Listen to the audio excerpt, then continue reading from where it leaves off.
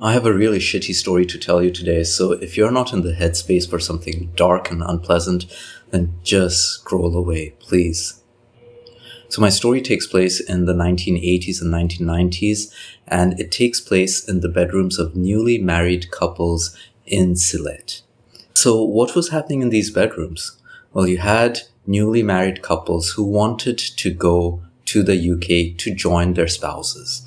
But the British High Commission in Dhaka was rejecting these visa applications en masse. They basically treated these applicants as liars, which was Home Office policy at the time, but they gave no explanation. You know what this feels like because it happens even today. But at the time, these couples, in their desperation, thought of a way to prove that their marriage was genuine.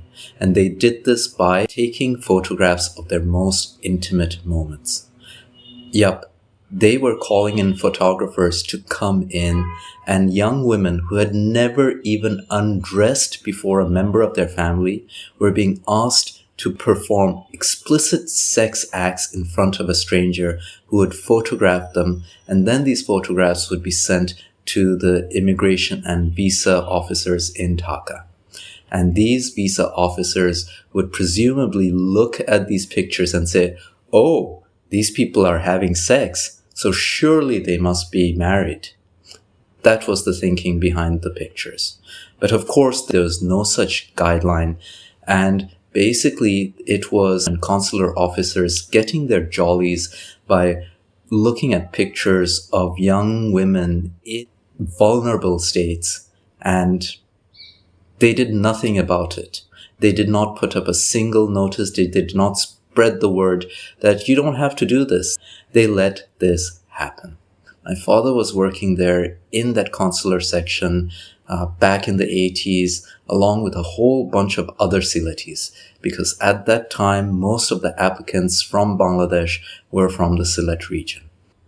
These particular stories were not documented because the shame of the women, this trauma, was not something that they wanted to publicize. So how do you know whether to believe it? It's because it came right on the heels of a well-documented investigation in which the Guardian newspaper in the UK discovered that South Asian applicants, young women, were subject to virginity tests, both at the high commissions in India, Pakistan, and Bangladesh, but also at Heathrow Airport. There was a huge scandal. It was stopped, but in the high commissions themselves, this dark practice continued. And I thought of this today because I was scrolling through TikTok and I found a woman who had this huge stack of documents, and they were screenshots of her Instagram account and other social media. And she was laughing about having to prove to the authorities that she was indeed in a relationship with her partner.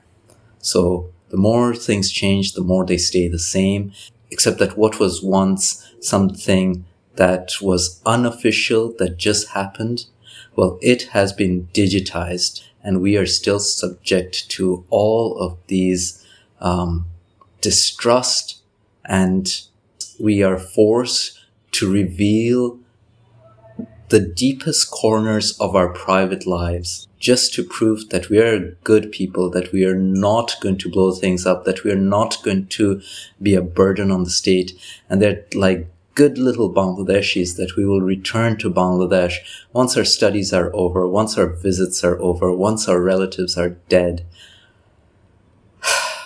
It's upsetting, and I hope that one day it changes, that we are treated like human beings. But I'm not going to hold my breath for it.